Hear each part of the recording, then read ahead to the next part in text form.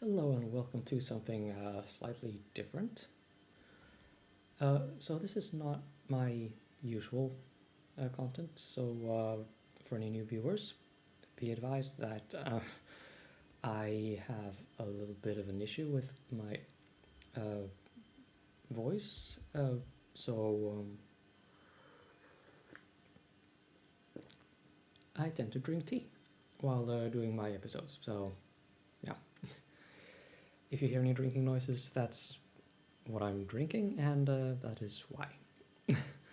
So, the purpose of this video is to add a little to the public discourse. See, what I have not really spoken of very much on my channel throughout is that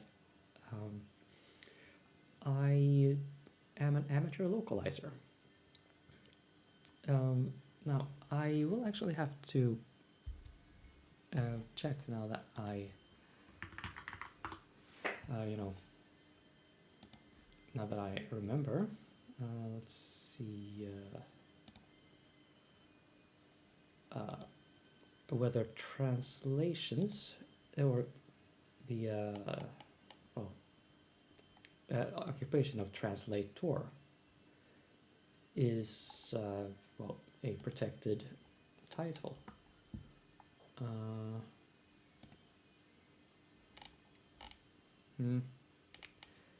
Okay, you know what? This is probably no. Okay, we will not find that out today. But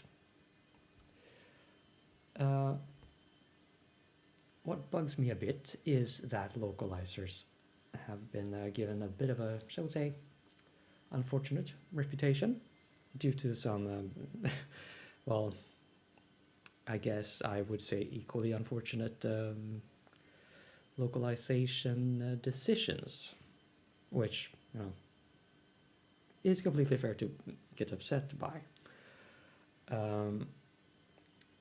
But first of all, let's just go over what localization is and why that differs from translation.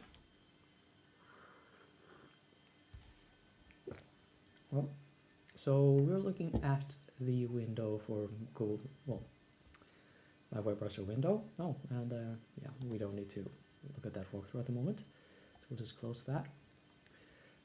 What you see here is Google Translate localized to Swedish, which technically would make it more useful or more usable to me. Because, well, let's just say Arabic would be displayed in, Arabic glyphs and Armenian and Georgian. Jesus, who could even read that stuff? Now that it's here though, oh wait, let's just have some fun with this. See, who could read Georgian? looks so weird.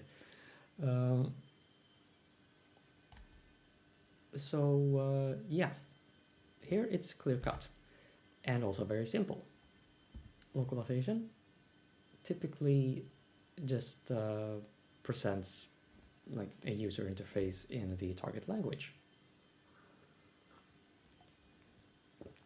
And I do that both as paid freelance work actually, but also through a launchpad. And yeah, I will have to be careful to, yeah, I noticed that my email address and real name is up there. I'll just have to remember to edit this so I don't dox myself. So I check here into Swedish and I'll just open this because I have been doing work on this. So basically, here's a very simple example of what we do. Here is the original string and here's the translation. So enter key for the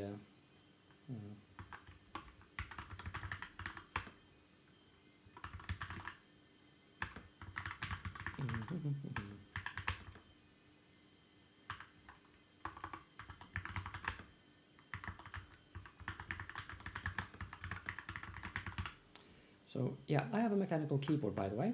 I just bought it today and got it installed, and it's it's a bit of a bother with the RGB stuff, but I am trying to work around it. Oh, caps lock.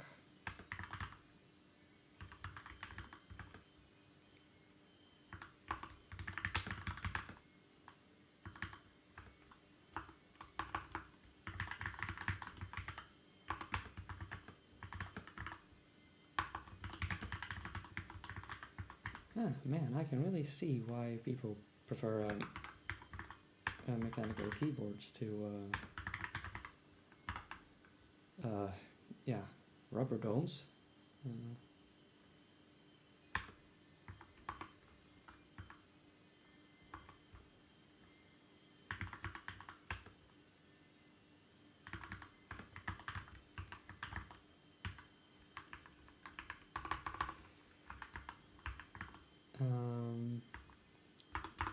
Yeah, I'll just rush through this. It's a actually pretty big text mass, or should I? No, actually, let's not. I'll just do this thing. I think I usually do this for the others, and just to differentiate from. Well, yeah. Anyway, so in localization, you notice of course that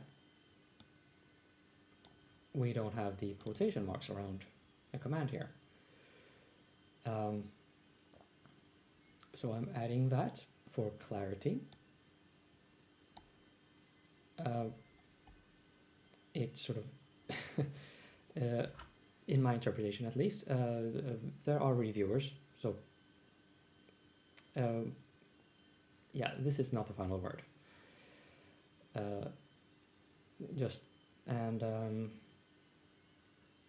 I think there are some rules about how you present terms in a foreign language in Swedish text, and I also need to keep that in mind as I work on this.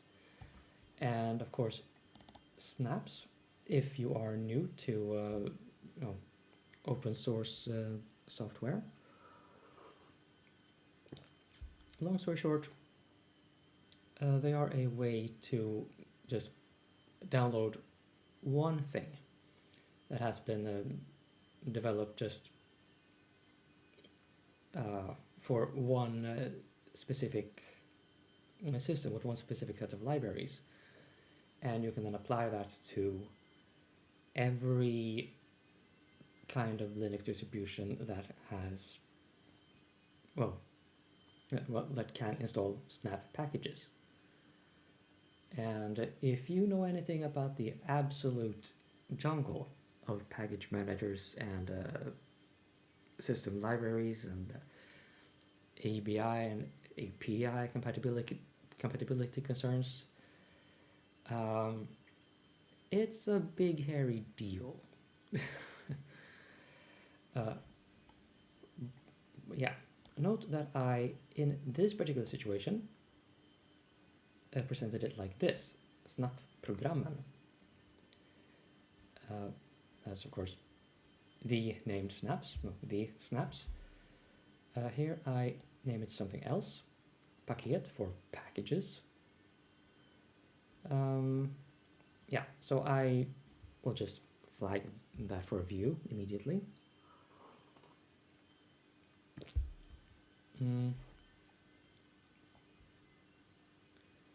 So in this particular case, I would say that the difference is justified. Let's see if there's anything else to say.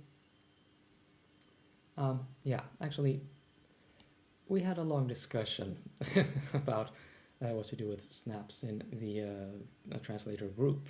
Yes, I am not the only one.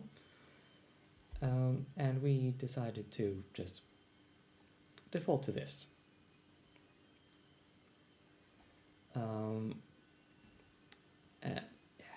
Yeah, this menu bar is of course localized too. So is this. And let's see if I can find anything special here. No, that's not what I was looking for. Well, let's click on license information though. So this text is not localized. This is presented in, well, the original English, which is very interesting, I'm sure. Let's get that back up.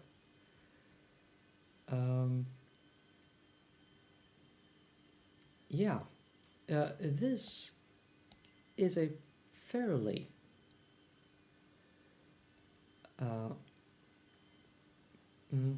yeah, actually this entire sentence is fairly interesting to discuss as an example. So I'll just discuss that. And well, I'm not quite sure if I can just end the little talk or end the subject there already. Oh yeah, oof. I'm not a fan of that word for feedback. So yeah, I don't quite. I don't know what the original text is there, but that basically means submit feedback. I would prefer myself to structure the phrase around, say, opinions, like give us your opinion, tell us what you think, that kind of thing. Here they went with återkoppling, which is a direct translation of feedback, so it is close to the original text, but it's well, I personally would argue that it's not a perfect choice, but that is my opinion. Yeah. But that's not what I was going to talk about. I was going to talk about... Oh, wait, you're not seeing that. Okay, well, that's an interesting... Great, you're not seeing that at all. I'll just hack it all up. Oh, wait, no, that's not what I wanted to do. I wanted to do that and window source. Create new, yes, and not that one. That's the one. There we go. And it's about the correct size too. I'll just put that over here. So yeah. No, I'm not. I will put that over there, I think. So it's basically where I want it to be. Yeah, there we go. So earlier I was talking about this bit here, but the important bit is this. I wanted to discuss this.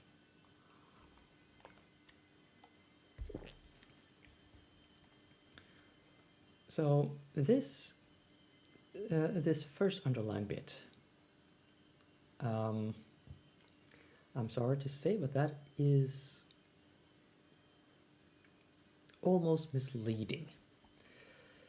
So what this sentence would be in the original text, as it appears to me, is contribute or get involved.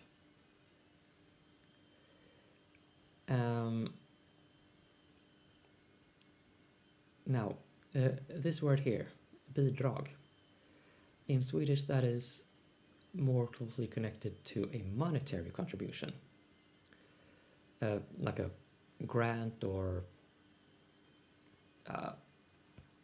child support, unemployment benefits, that kind of thing. But contribute in this case could also mean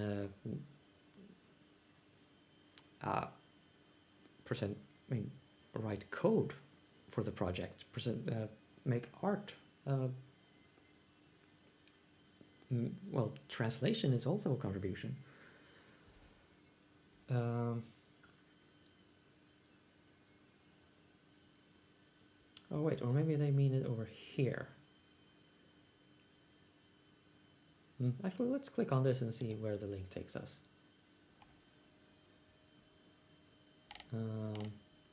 Okay, so how can you contribute? Non-technical, translate content. Technical, add to the code base. Support, organize individuals or events, technical and non-technical, join the community and, I don't know, have opinions.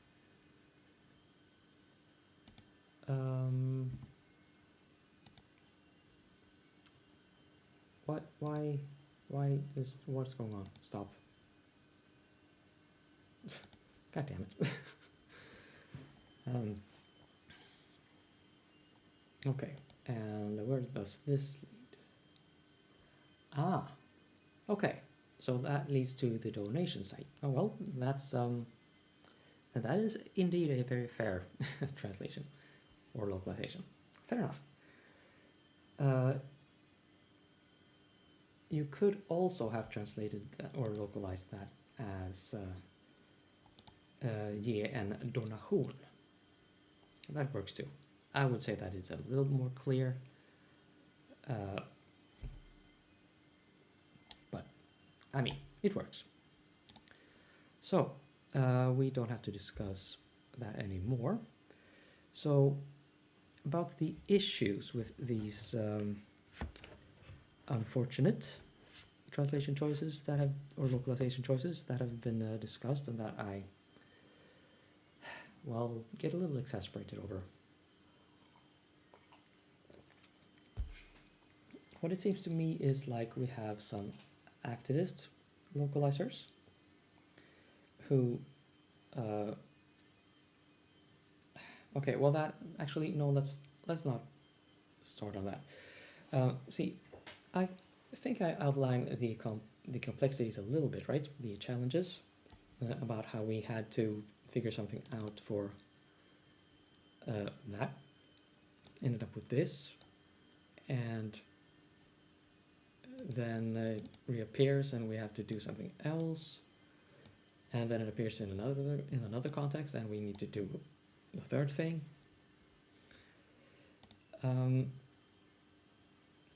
When you criticize translator or localizers for changing the or plot points,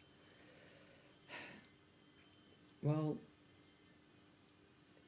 it's kind of complicated to say that you can even call it localization for well, when you are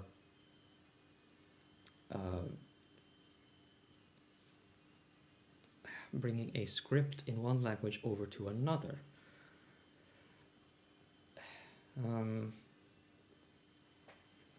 So I would actually call that translation.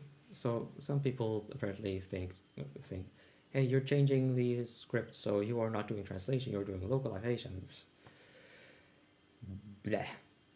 So long story short,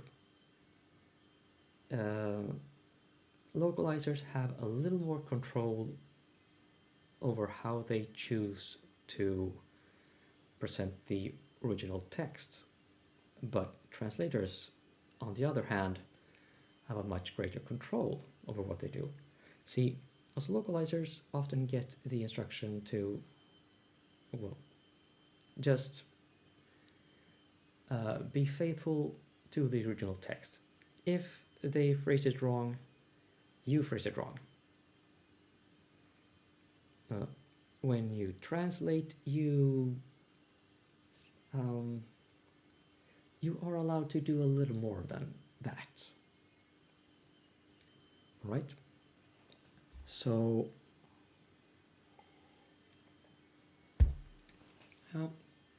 the process that that leads to, for example, changed plot points in an anime or video games, as some people, well, as is kind of popular to rage about on the internet these days.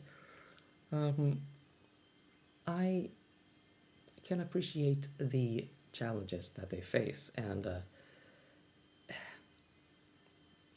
keep in mind that they also have time constraints. So I really don't think most of those, well, significant changes are even due to,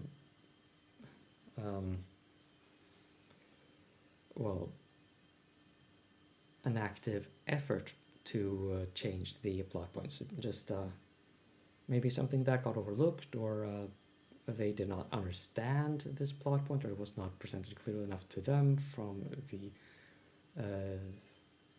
well, from the people who hired them in the first place. It is difficult to just approach something completely new, where you don't always know where things lead. It's difficult to interpret, like a long-running anime, where, well, yeah, and then there's a whole mess about just the nature of the original language and the target language.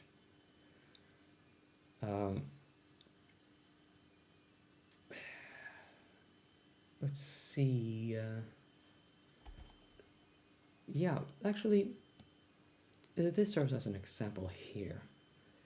The system in English, we write it like this in Swedish. So the system is the root, so to speak, and this is the suffix for a definite article.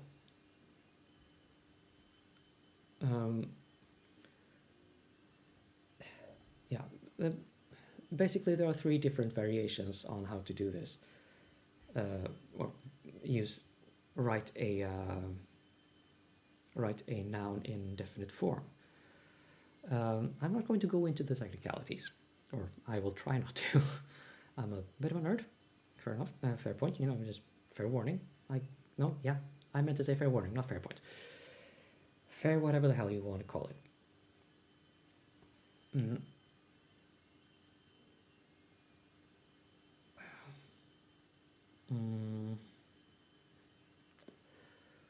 So yeah, I word salad a bit there. I got things in a bit of a mess, in a odd sequence of words and phrases. I apologize, but I hope I at least brought it across that the process of localizing or translating, period. I would say the localization is a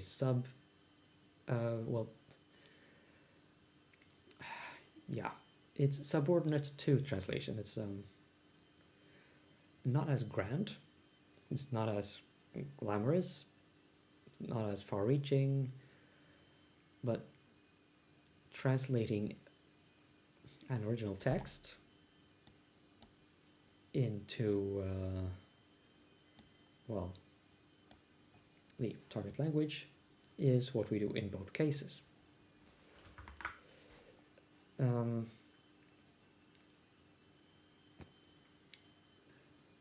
Was there something else? Yeah.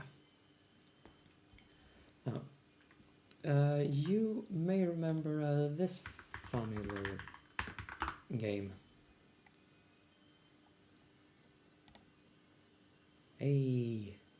Probably going to get copyright struck. So yeah, I rather like mechs, by the way. And I Will Die on This Hill. Xenoblade Chronicles X on the Wii U has the best damn mechs in all of gaming. One other thing it had in the Japanese original was a little more revealing swimsuit cosmetic equipment for a character that was 13 years old. That was shall we say, that did not go over well over in the West. Some of you may remember, some of you might not have been interested. I am very sorry for reminding you. One other thing that it had in the Japanese original was a slider for a breast size for the female main character. The non-Japanese versions of the game did not have that slider.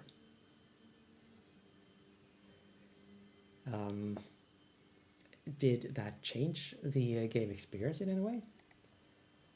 I would say, what the hell are you smoking? In no way does it ever do that.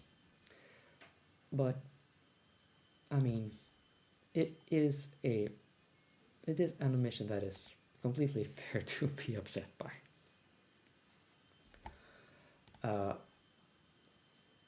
So those are choices that also fall under localization. But one thing you need to realize when it comes to entertainment products like video games and, well, to be fair, movies and anime, is that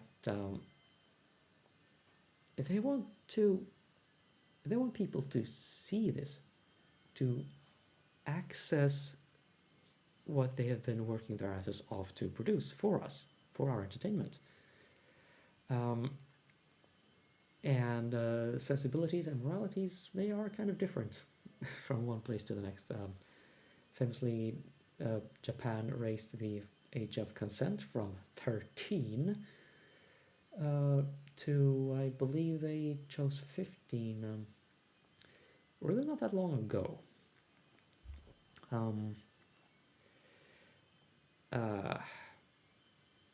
I will say no more to that. Oh, and now I notice that I also have this window over on the right, where, oh, look at that, my cursor's, actually, let's just see what happens if I do this. Oh yeah, nothing, excellent. I can just put that like so, and I basically have things oriented the same. Excellent, so hey, I'm an OBS ninja now. Yeah, we'll talk about this tool in a bit.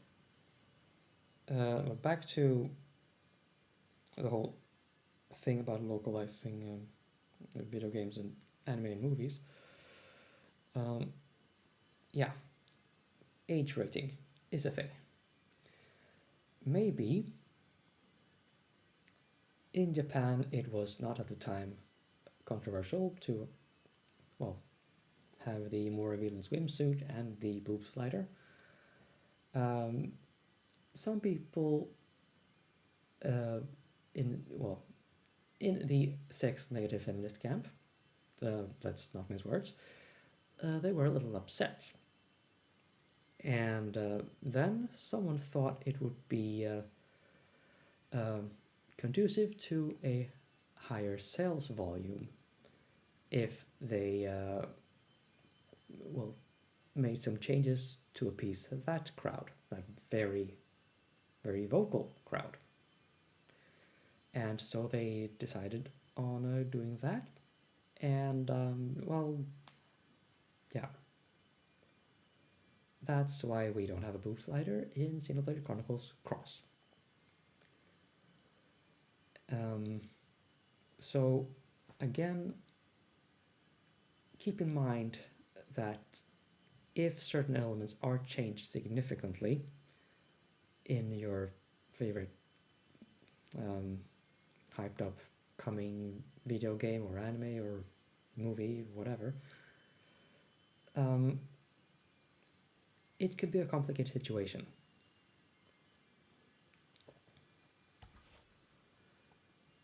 So yeah, let's by the way discuss this little tool I have here. I kind of forgot to do that before. See, when we localize, we'll work on localizations. It used to actually be called internationalization, but then some people got together and decided, like, dude, why the hell do we have such a long name for it? Fun fact, back in the day, You would see software packages in the Debian package manager, the Synaptic, with the i17n suffix.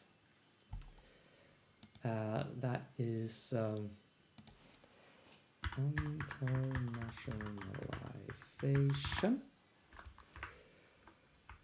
1, 2, 3, 4, 5, 6, 7, 8, 9, 10, 11, 12, 13, 14, 15, 16, 17. Or, oh wait, no, 18. I18n. Like so. Now, it is more commonly referred to as localization, or L10n. And yeah, one of the tools we have available to, have to our disposal is POEdit. Basically, click on a file menu and yeah. I could show you one of the files I've been working with, but I'm not really sure if I'm allowed to. But basically, it opens up a window with the open file, basically around this idea. Well, we have a list of original strings in the top pane, and have a divisor, and below that we have a space where we can, write all this.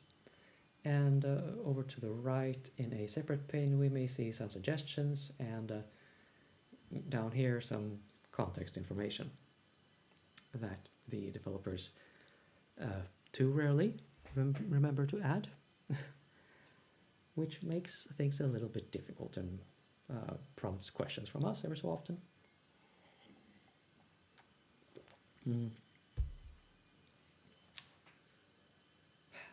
Yeah. As always, I got things in a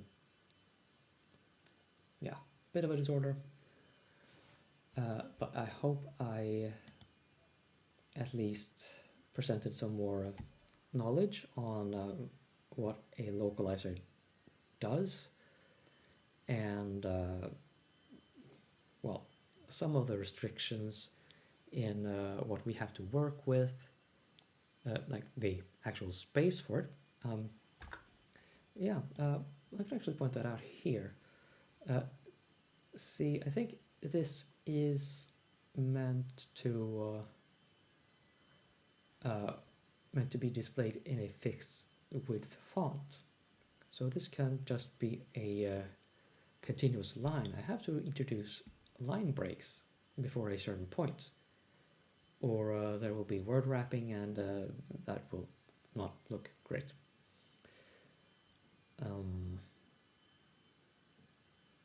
So that's one restriction. Video games are especially tricky because you can have a lot more meaning in, for example, the Japanese original text, as it often is, often Japanese original, than you can have in English. And then to fit that into the same text box in English, you kind of need to get creative. I don't know, I say we, Jesus Christ, I haven't done any video game localizations. But if you ask someone working on translation patches for video games from the 90s, like ask the Saturn or fan translation community, and they can tell you all about that. That is a really big challenge. So, yeah, it is difficult. Localizers have very little liberty to do things, and sometimes corners need to be cut. with that said, in books and anime and movies, you have a little more to work with than a limited video game text box. So I doubt that most significant changes are due to, well, nefarious activist uh, yeah, translators, but rather more about things just getting overlooked due to time constraints or just not understanding the source material as well as you would hope. And that is unfortunate. Us on the receiving end, well, that's yeah, it results in a poorer product presented to us, and there's not a whole lot we can do when it has all been finalized. I can only hope that the original creators have been allowed to sign off on it, approve it, and that they find it satisfactory.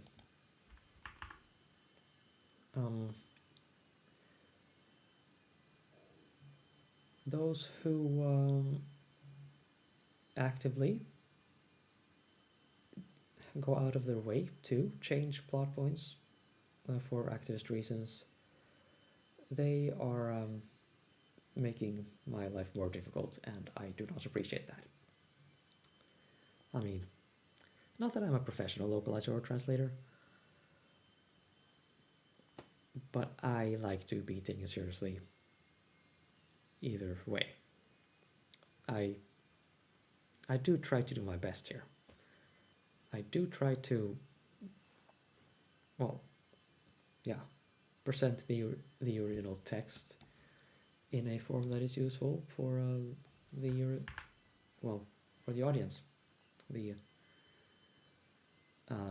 yeah, the Swedes who get to read this when I'm done. And my voice is long gone, so I think I should end the episode here. Oh wait, it's not an episode; it's a freaking TED Talk.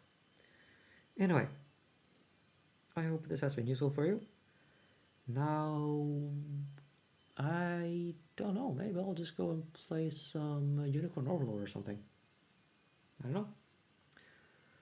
Either way, I am going to have fun and not say one other word. That was only partially staged.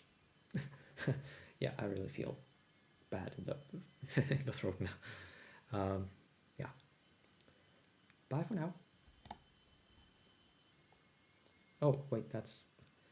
God damn it. Old Man Can't Tech. Yeah, this is the first time I'm recording an episode in OBS. That's the one, right?